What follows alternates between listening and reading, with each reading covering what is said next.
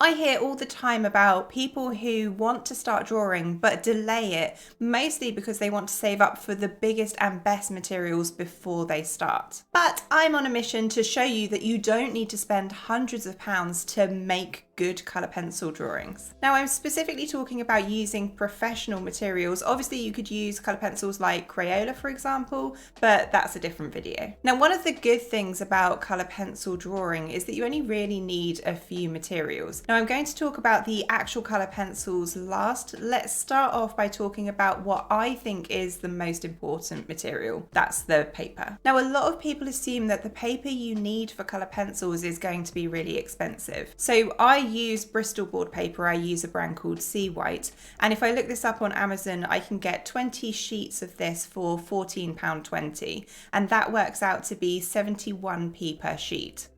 Now, that's obviously not extremely cheap, but you can, if you shop around, get this for much cheaper. So for example, for that same paper, exactly the same pad, I can find that for just over £5. It works out to be 26p per sheet. Now, there are other ways to reduce the cost of the paper as well. So for example, I buy A4 sheets of paper, but I frequently cut them in half so I'm drawing on a smaller sheet if I don't need to make a drawing that's massive. I also, because this is a good quality paper, tend to quite often draw on both the front and the back, because I do find that the pencil doesn't show through. And by doing that, that is also reducing the cost of the paper. Now, it's obviously not as cheap as printer paper, but I think it's probably a lot less than people expect it to be. The next obvious material you'll need is a pencil sharpener.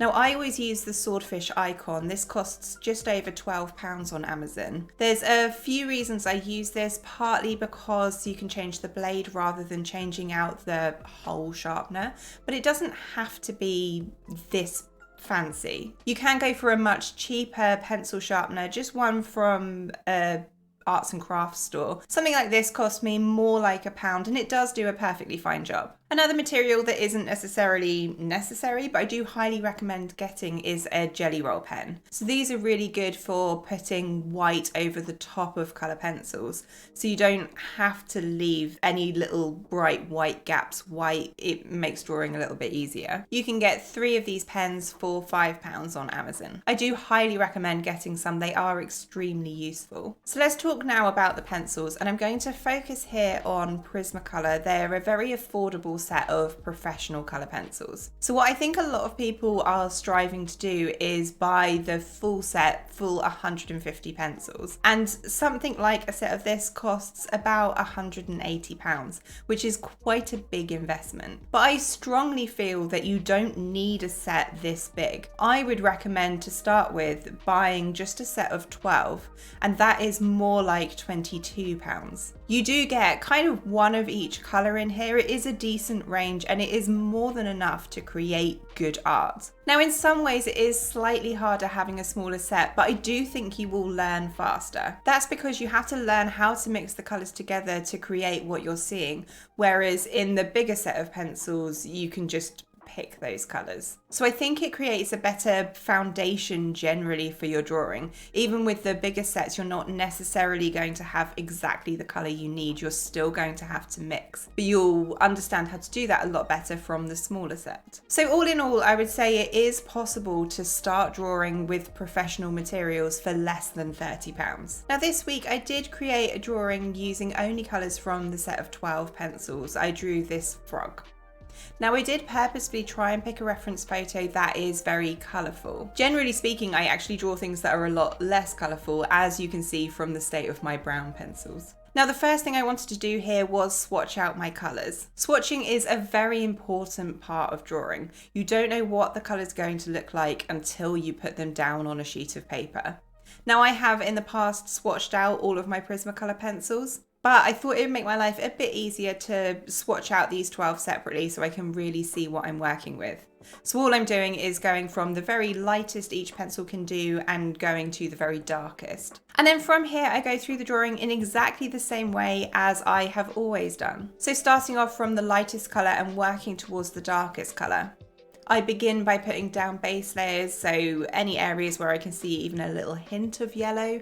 Then I put down a reasonable amount of orange. A lot of this frog has an orangey tone.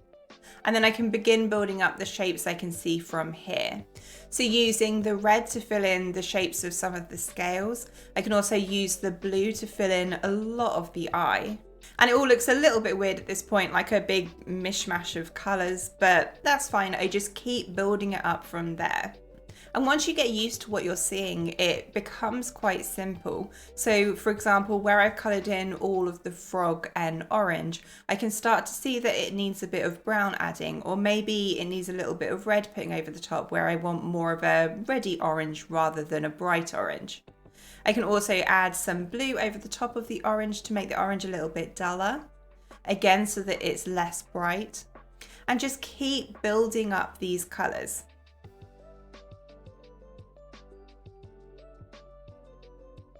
Now I would say that you don't really even need 12 colour pencils to create good art. I have drawn a portrait with only 4 colour pencils. A good thing to remember is that printers generally only have 3 colours and a black, so you don't necessarily need more than that. Now in this video I haven't hugely covered the process. I've really more been focusing on the materials you need. If you would like to learn how I go about drawing with limited colours, check out the video here.